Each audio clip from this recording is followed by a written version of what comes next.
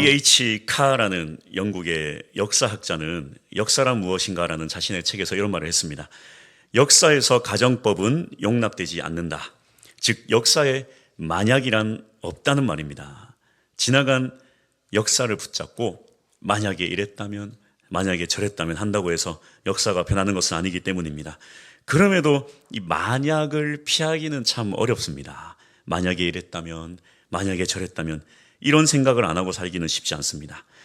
약간의 후회는 하며 살 수는 있지만 아주 깊은 이 만약이란 늪에 빠지는 경우에는 자신을 자학하게 되고 심각한 우울증에 빠질 위험이 큽니다.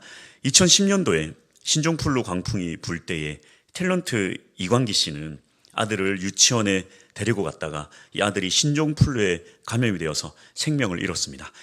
그때부터 그는 만약에 유치원에 데리고 가지 않았더라면, 만약에 더 빨리 병원에 데리고 갔더라면 그렇게 자학하면서 심각한 우울증에 빠졌는데요.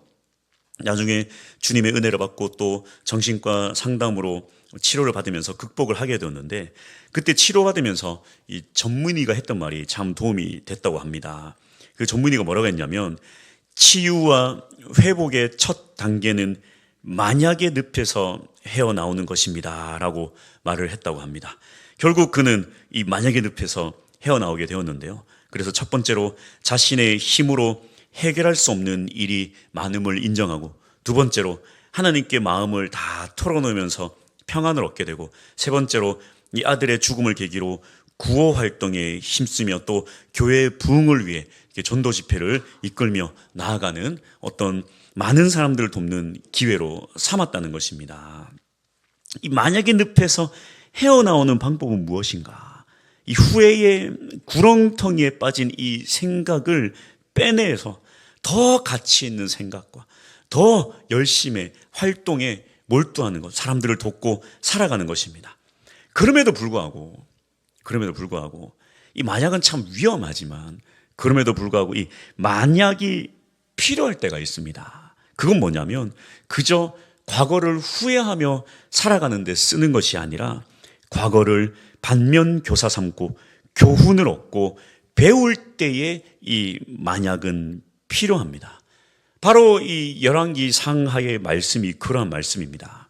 북이스라엘과 남유다는 결국 각각 아수르와 바벨론에게 정복을 당하고 남유다는 많은 사람들이 죽거나 바벨론으로 끌려갑니다. 이 고통의 포로기의 시기 때에 쓰여진 역사서가 바로 이 열왕기서의 말씀입니다. 왜 우리는 하나님의 나라인데 멸망당했는가? 왜 우리는 포로로 끌려가게 되었는가? 불순종했기 때문이다.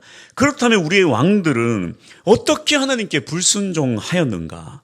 이것들을 적나라하게 보여주며 교훈을 삼기 위한 말씀인 것입니다. 북이스라엘은 모두가 악한 왕이었지만 그 중에 가장 악한 왕을 꼽으라면 단언코 아합 왕을 꼽을 수 있겠습니다. 열왕기상 16장 30절인데요. 오므리의 아들 아합이 그의 이전의 모든 사람보다 여호와 보시기에 악을 더욱 행하여 그는 이세벨과 결혼해서 그녀가 가지고 온 바알과 아세라를 섬겼으며 또 여호와의 선지자들을 죽였고 경계선을 옮기지 말라고 한 하나님의 명령을 어기고 나봇을 죽이고 그의 포도원을 빼앗았습니다. 반면에 아합과 동시대에 남유다의 왕으로 있었던 이 여호사밧 왕은 남유다의 8명의 선한 왕 중에서도 아주 손에 꼽히는 아주 믿음 좋은 왕이었습니다. 그는 아합과는 반대로 이방 우상들을 제거했고 율법 교사들을 세워 말씀을 가르치는데 힘썼습니다. 특히 역대하 20장에 나오는 이 모압과 암몬과 마온 이 세 나라의 연합군이 공격해 들어올 때에 보여준 여호사밧의 승리는 아주 유명한 승리 중의 승리입니다. 그는 이 세 연합군과의 불가능한 전투에서 온전히 하나님만 의지하고 온 유다 백성에게 금식을 공포하고 하나님께 간곡히 기도했는데 그의 기도문은 참으로 위대한 기도문 중에 하나입니다. 역대하 20장 12절 우리 하나님이여 그들을 징벌하지 아니하시나이까? 우리를 치러 오는 이 큰 무리를 우리가 대적할 능력이 없고 어떻게 할 줄도 알지 못하고 오직 주만 바라보나이다. 결국 군대 제일 앞쪽에 군사가 아닌 노래하는 자들을 세워서 계속해서 여호와께 감사하세 그의 인자심이 영원하시다 찬양을 부르고 또 불렀더니 하나님께서 이 적들을 직접 치셔서 큰 승리를 주셨습니다. 동시대에 이렇게 나라를 이끈 북이스라엘의 아합 왕과 남유다의 여호사밧 왕은 아주 극명하게 반대되는 왕이었습니다. 그래서 단편적인 역사로만 보면 아합 왕은 결국에 악한 왕으로서 그가 한 대로 아주 비참하게 죽었고, 또 여호사밧 왕은 믿음으로 살았기 때문에 영광스럽게 주님 앞에 간 것으로 이렇게 이야기를 마무리할 수 있겠습니다. 그러나 과연 역사는 그렇게 단편적으로 마무리할 수 있는가? 결코 그렇지 않습니다. 오늘 본문은 이 동시대를 살았던 아합과 여호사밧이 죽고 그 이후에 어떤 일이 벌어졌는가를 잘 보여주고 있는데요. 열왕기하 8장 16절입니다. 이스라엘의 왕 아합의 아들 요람 제5년에 여호사밧이 유다의 왕이 되었을 때 유다의 왕 여호사밧의 아들 여호람이 왕이 되니라.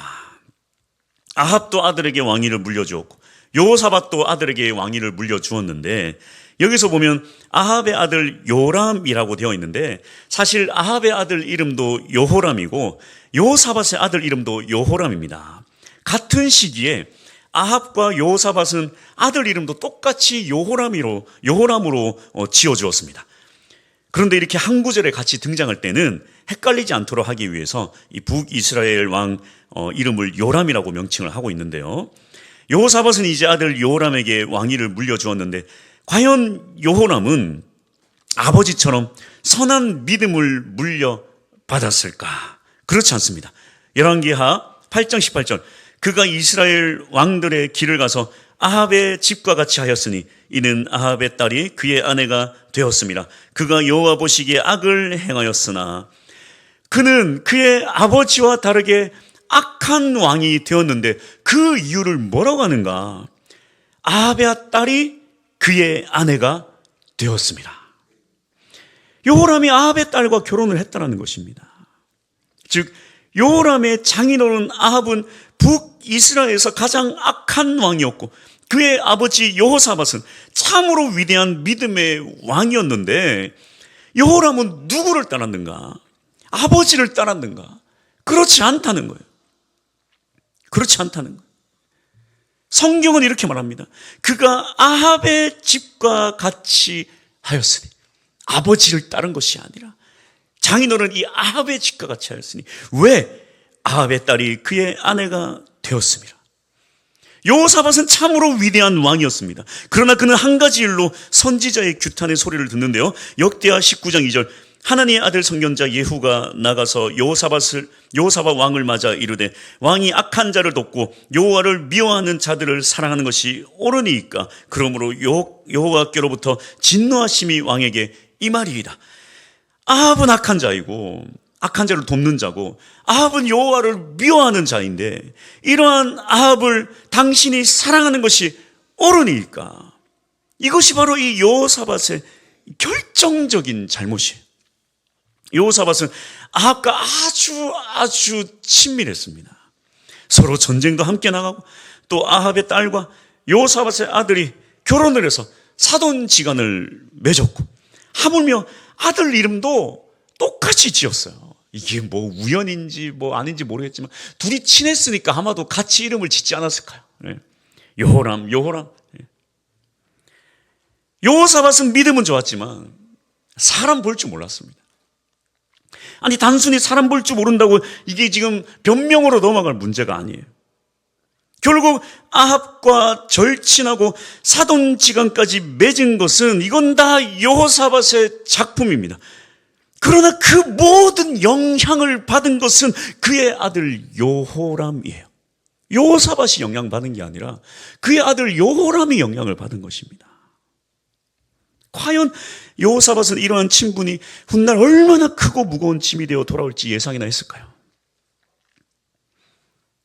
문제는 이러한 잘못된 선택이 자신의 아들 여호람만 악한 왕으로 끝나게 하는 것이 아니라 그의 아들 이 손자 아하시아까지도 영향을 끼치고 또 모든 왕자들에게도 아주 심각한 영향을 끼칩니다. 열왕기하 8장 26절 아하시아가 왕이 될 때의 나이가 22세라 예루살렘에서 1년을 통치하니라. 그의 어머니의 이름은 아달랴라. 이스라엘 왕 오므리의 손녀이더라. 아까는 아합의 딸이라고 소개되었지만 이제 이름이 등장합니다. 아합의 딸이며 요람의 아내이고 아하시아의 어머니인 그녀의 이름은 아달랴입니다. 아하시아도 악을 행하다가 1년 만에 죽고 마는데 그 이후에 이 아달랴는 남유다의 여왕이 되기 위해서 모든 왕의 자손을 다 죽이는 어마어마한 참상을 벌입니다. 열왕기하 11장 1절 아하시아의 어머니 아달랴가 그의 아들이 죽은 것을 보고 일어나 왕의 자손을 모두 멸절하였으나 이러한 포악한 잔인성을 어디서 배웠겠습니까? 그의 어머니 이세벨과도 참으로 닮았어요. 이세벨의 쓴 뿌리가 이제 이 아달랴를 통해서 남유다에게까지 영향을 끼친 것입니다. 이 모든 문제의 시작은 누구로부터 시작했는가? 여호사밧이에요. 여호사밧. 이 아합과의 친분에서부터 시작된 거예요.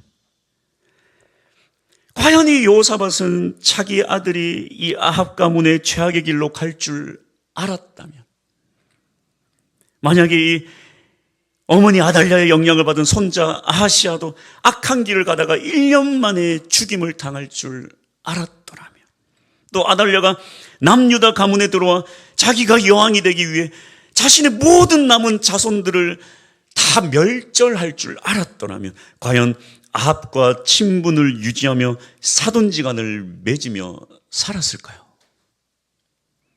여호사밧의 이러한 선택은 마치 나비 효과도 같습니다. 참 유명한 효과잖아요. 우리나라 한때 전 세계적으로 열풍이 불어서 다른 효과는 몰라도 나비 효과는 다 알아요. 브라질에서 나비 한 마리가 이렇게 날갯짓을 하면 그 바람이 타고 타서 미국에서는 태풍으로 분다. 이게 바로 이 나비 효과 이론입니다. 아주 작은 일이지만 이 작은 일이 시간이 흘러서 아주 거대한 변수를 일으키는 그런 이론입니다. 여호사밧이 사람이 좋아서 크게 개의치 않게 여겼던 이 아합과의 친분이 이렇게까지 크고 아픈 역사로 이어진 것입니다. 지금 우리의 삶이, 우리의 선택이, 우리의 역사가 별것 아니라 생각되는 우리 어떤 행동들이 이후에 돌이킬 수 없는 어마어마한 엄청난 변수로 이어질 수도 있다라는 거예요. 만약은 지나간 역사를 돌이킬 수 없습니다. 지금 만약이라고 해서 여호사밧의 그 과거 3,000년 전의 역사가 돌이킬 수 있겠습니까마는, 반면에 그것을 이 반면 교사를 삼고 아주 우리가 뼈를 깎는 심정으로 그때 그 사건을 붙잡고 우리는 그렇게 하지 않는다면 오히려 긍정적인 방향으로 나비 효과를 일으킬 수 있다는 것입니다. 우리는 어떻게 해야 될까요? 첫 번째, 한번 다 같이 한번 읽어볼까요? 자, 시작. 마지막까지 소명을 지키라. 여러분, 기성세대는 결코 흔들리지 않습니다. 흔들리는 자들이 누군가 연약한 세대, 다음 세대만 흔들릴 뿐이에요. 믿음을 말하는 것입니다. 믿음. 기성세대를 대표하는 이 여호사밧은 흔들리지 않아요. 다음 세대를 대표하는 연약한 자들을 대표하는 이 여호람만 흔들릴 뿐입니다. 여호사밧은 아무리 아합과 놀러 다니고 이세벨과 커피 마시고 그의 딸 아달랴 예쁘다 며느리 삼자 해도 여호사밧은 흔들리지 않아요. 여호람만 흔들릴 뿐입니다. 아합에게 흔들리고 이세벨에게 흔들리고 결정적으로 아달랴에게 모든 가치관 다 날려버릴 뿐이에요. 이 시대 아탄까운 것이 바로 이것입니다. 한국 교회는 세계에 유례없는 대단한 부흥을 경험했고 그 이면에 세계에 유례가 없던 대단한 믿음의 소유자들이 있었습니다. 망하기 일보 직전인 나라를 위해 헌신했고 교회를 위해 인생을 내던졌습니다. 그래서 나라도 살리고 교회도 살리는 아주 부흥을 맛본 세대들이 있었습니다. 그러나 지금 교회는 어떠한가?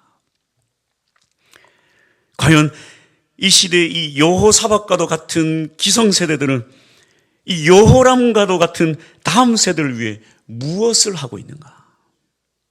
여러분, 여호사밧은 절대 믿음 놓치지 않을 거예요. 여호사밧은 절대 교회 떠나지 않습니다. 교회 안에서 싸움이 일어나더라도, 교회 안에서 아주 불합리한 그런 일들이 일어나든지 어쨌든지 여호사밧은 절대 믿음을 놓지 않을 것입니다. 교회 안에 악기가 노후되고 젊은이들 위해 아무런 투자를 하지도 않고 맨날 원리 원칙 따지고 이것도 안 되고 저것도 안 되고 교회가 다음 세대를 위해 아무것도 하지 않아도 여호사밧은 절대 믿음 놓치지 않을 거예요. 기성세대들은 아마도 끝까지 아마 믿음 지킬 것입니다. 교회를 떠날지언정 다른 교회 가서도 믿음 생활 잘 할 거예요. 그러나 교회를 떠나는 수많은 영혼들이 있을 것입니다. 바로 이 여호람과 같은 연약한 세대들, 다음 세대들. 그러면서 대단한 착각을 할지 몰라요. 나는 정말 믿음 대단한데 요즘 젊은 것들은 다 엉망진창이라고. 대단한 착각이에요. 대단한 착각. 우리가 뭐가 믿음이 좋습니까? 우리 전 세대들이 우리를 위해, 우리의 전 부모들이, 우리의 전에 교회 교사들이 피눈물을 흘리며 우리를 위해 기도했기 때문에 우리가 이렇게 믿음이 단단해지지 않았어요? 뭐가 믿음 좋아서, 내가 내 능력으로 뭐가 이렇게 믿음 좋아졌습니까? 이전 세대들의 그 눈물을 받아먹고 자라서 이렇게 믿음 좋아진 거죠. 이 다음 세대가 이렇게 무너진 것은요, 우리가 소명을 잃어버렸기 때문입니다. 눈물을 흘리지 않았기 때문이에요. 착각하면 안 돼요. 내 믿음 좋다고. 한국교회에 젊은이들이, 다음 세대가 이토록 비참하게 사라진 것은 전부 지금 이 기성세대인 우리 때문입니다. 저도 마찬가지예요.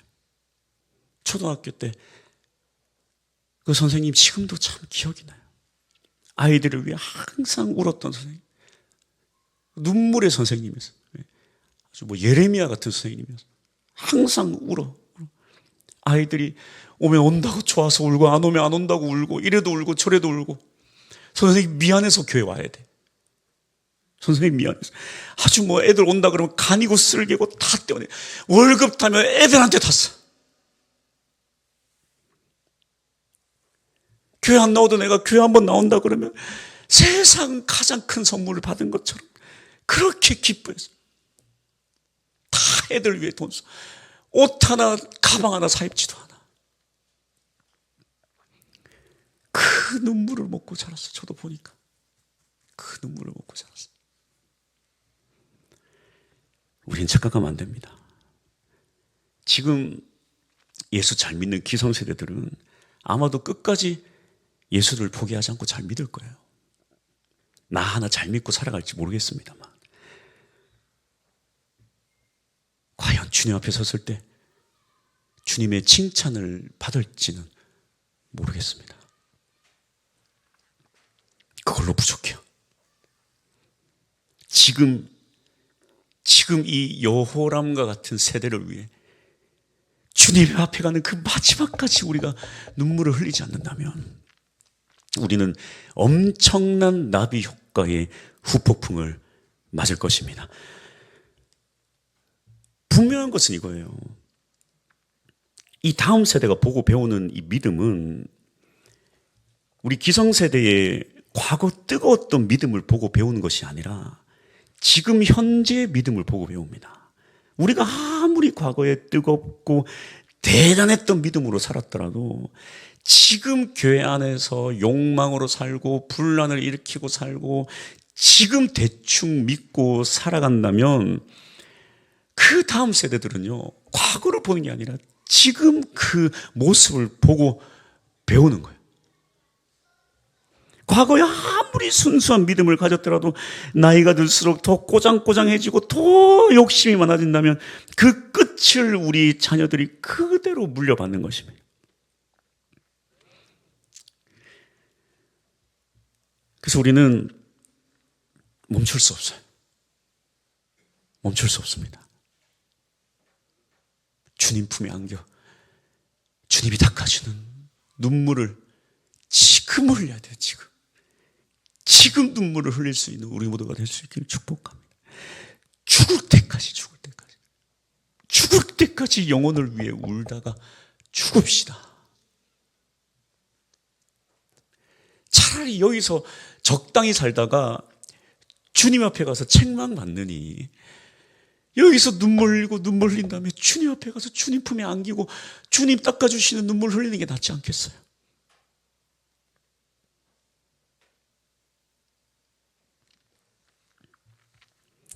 두 번째, 다 같이 한번 읽어봅시다. 자, 시작. 다시 예수 충만, 성령 충만. 할렐루야. 구약에서 믿음을 지키는 방법은 단절이 핵심입니다. 세상 가치관인 가나안과의 단절, 우상과의 단절, 우상 숭배하는 아합과의 단절, 이세벨과의 단절, 아달랴와의 단절이 구약에서 승리하는 비결입니다. 그래야 하나님의 말씀을 지킬 수 있습니다. 구약에서 죄가 들어오는 경로는요, 이거밖에 없어요. 이것만 단절하면 문제 없습니다. 마치 비유를 말하자면 믿음은 생수통이에요. 이 구약의 믿음은 생수통입니다. 그냥 이 생수통이 생수통으로서 거룩해지려면요, 그냥 주변에 다 똥물이거든요. 그 똥물이 한 방울이라도 떨어지면 안 되는 거예요. 여러분, 생수통에 똥물 한 방울 떨어지면요, 못 마셔요. 이 물이, 제가 미워가지고 여기다 침을 뱉고 그러지 않았겠죠? 못 마시는 거예요. 그걸 못 마셔. 내가 그걸 안 보면 먹을 수 있어. 예. 한 5명에서 에이, 전혜고 목사가 에이, 칵테일 해가지고 그러든 말든 내가 안 보면 먹을 수 있어. 근데 보면 못 먹어, 보면. 예. 그 구약의 믿음은 생수통이에요. 하여튼, 그냥 이 안에 아무것도 들어오면 안 돼. 그렇다면 이 신약의 시대, 지금의 시대, 이 교회 시대는 어떠한가? 이 교회 시대는 단절이 핵심이 아닙니다. 모든 것에 노출되어 있잖아요. 이방 땅에 복음이 전해진 순간 더 이상 단절로서 승부를 볼 수 없습니다. 더 이상 생수통에 똥물 조심하며 살아갈 수 없는 그러한 시대가 이 교회 시대예요. 세상 두려워하면서 아주 극단적으로 단절하고 TV 보지 마, 핸드폰 하지 마, 아무것도 하지 마, 교회만 와. 그렇게 하면서 살아갈 수가 없습니다. 그래서 이 신약 시대에 예수 그리스도께서 우리에게 주신 아주 강력한 힘이 무엇인가? 바로 생수 싸움이 아니라 빛의 싸움이에요. 빛은 아무리 짙은 어둠일지라도 한 줄기 빛만 있으면 세상은 밝아집니다. 이렇게 생수 싸움에서 빛의 싸움으로 양상이 바뀐 이유는 바로 예수 그리스도께서 승리하셨기 때문이에요. 우리에게 성령을 부어주셔서 승리를 하게 하시기 때문에 이게 가능한 일이에요. 아무리 엉망진창인 어둠의 세상 속에서도 예수 그리스도 붙잡으면 우리는 한 줄기 빛이 될 수 있는 거예요. 한 줄기 빛만 있으면 문제 없어요. 어둠 따위. 그래서 이제 이 싸움은 빛의 싸움이고 예수 충만, 성령 충만의 싸움입니다. 그렇다면 이 예수 빛의 능력을 받을 경로는 어디인가? 학교에서 받을 것인가? 직장에서 받을 것인가? 세상에서 받을 것인가?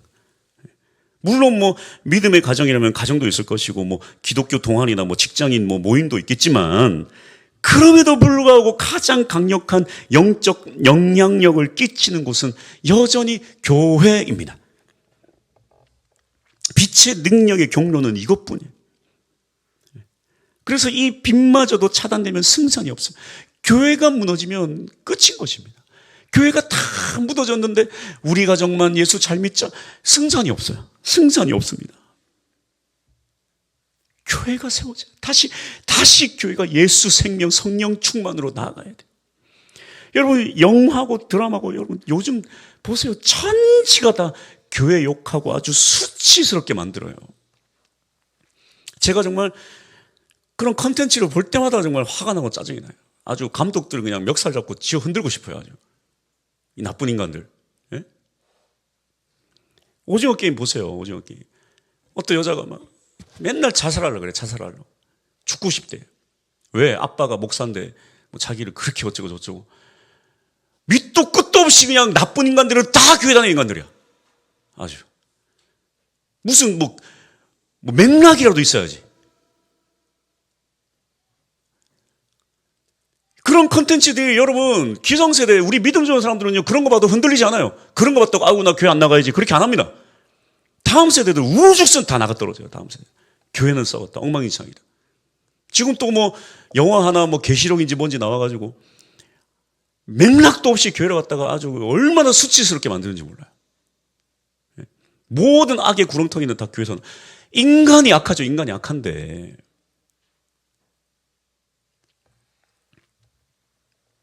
교회 안에 인간의 이중적인 자태에 고발을 한다고는 하지만 그 내면을 보면 아주 그냥 비난하기 위해 비난의 컨텐츠들로 아주 가득합니다. 이 모든 세상 속에서 승리하는 비결은 무엇인가? 야, 우리는 이미 늙었다. 우리는 끝났다. 야, 너네 빛의 자녀 되라. 이게 아니라 우리가 빛의 자녀가 돼야, 우리가 빛의 사람이 돼야 그 다음 세대가 그 빛을 누린다는 거예요. 잘못된 접근이에요. 야, 우린 끝났다. 우리는 이미 과거에 열심히 했다. 우린 됐으니까 너네가 이제 빛의 자녀로 살아라. 그러면 다 죽자는 겁니다. 다 끝나는 거예요. 마지막까지 우리는 예수 충만, 성령 충만으로 살다가 가야 돼요. 마지막까지 내가 빛의 자녀가 되어야 되는 것입니다. 에베소서 5장 8절, 너희가 전에는 어둠이었더니 이제는 주 안에서 빛이라. 빛의 자녀들처럼 행하라.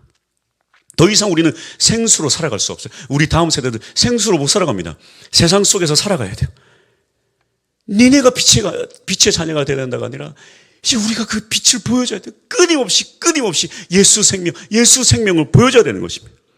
우리가 그냥 끝까지 주님 안에 가고 주님의 생명 안에 영혼을 향하여 눈물을 흘리며 빛의 자녀가 우리가 되어야 되는 거예요. 교회 안에서 외칠 것은 예수밖에 없어요. 영혼밖에 없습니다. 복음에 힘쓰는 자들이 됩시다. 이 빛의 자녀가 되는 방법이 뭐가 있겠습니까? 빛의 자녀가 된다고 어떻게 우리가 밝아지겠어요? 딴 거 없어요. 딴 거 없어요. 영혼 사랑.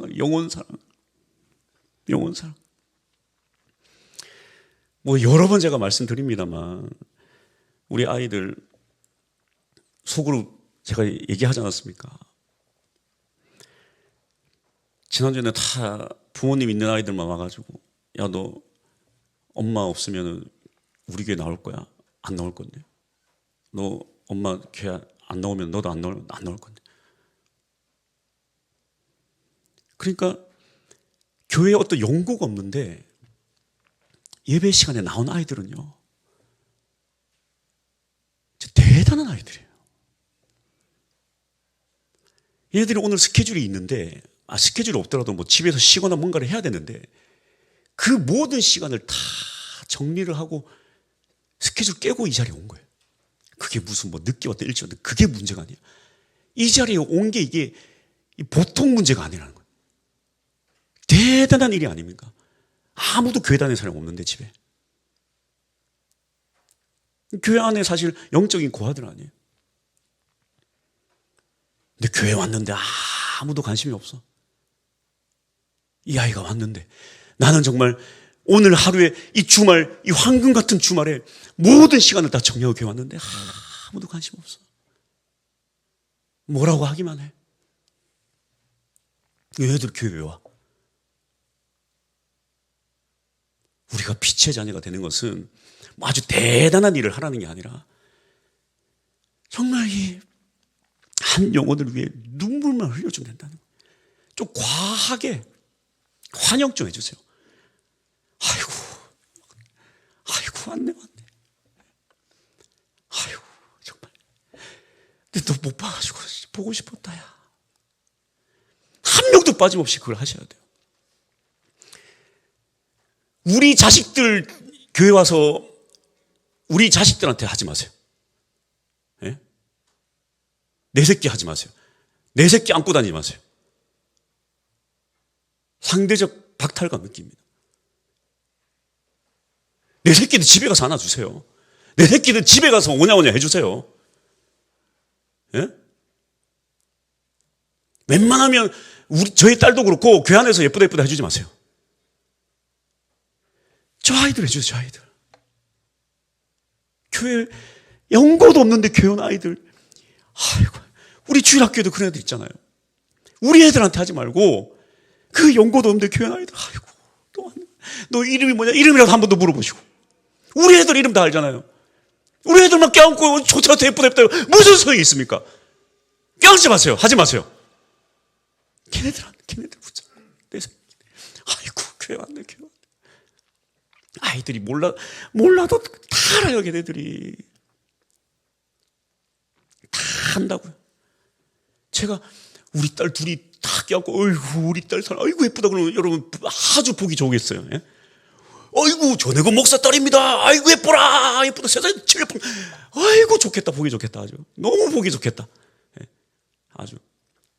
속으로 얼마나 욕하시겠어요, 저를. 예? 저를 얼마나 욕하시겠어요, 저 목사, 지 딸들밖에 모른다. 예? 그렇다니까, 그게. 집에 가서 예쁘다 해주세요. 집에 가서. 우리 교회는 지금 이 아주 중대한 기로에 서 있잖아요. 제가 볼 때 너무나도 중대한 기로에 서 있습니다. 감사하게도 초등학교 아이들은 6학년 아이들은 좀 이렇게 자리도 잡히는 것 같고, 저기서 우리가 교회가 결정적인 잘못만 안 하면 저 아이들이 와서 잘 믿음 생활 잘 할 것 같아요. 조금만 신경 써주고 조금만 더 관심 가져주면. 그런데 제가 항상 마음에 어려움이 있는 게 우리 고등학생 아이들이에요. 참 어려움이 많은데, 이게 여기서 이 마지막 기회를 한 번 더 놓친다면 더 이상 기회가 없을 것 같아요. 마지막 기로에 서 있어요. 우리 성도님들이 이게 그냥 해도 되고 안 해도 될 문제가 아닙니다. 여러분 다 예수 잘 믿다가 주님 앞에 갈 거잖아요. 그렇죠? 제가 주님 앞에 칭찬받는 비결을 알려드리는 거예요. 온 세계를 전도해도 참 좋겠지만, 온 세상에 복음을 전하는 것도 참 위대한 일이겠지만, 오늘 우리 교회에 온, 정말 오기 힘든데도 온 그 한 생명을 향해 눈물을 한번 흘립시다. 눈물을 한번 흘리면 돼요. 좀 주머니도 이제 좀 여기서 숨겨놓은 돈도 좀 꺼내서 애들 좀 주고, 애들 주라는 얘기가 아니에요. 이제 뭐 사 먹으라고 이제 선생님한테 주든지 어쨌든, 예? 그거 다 주님 다 갚아주실 거잖아요.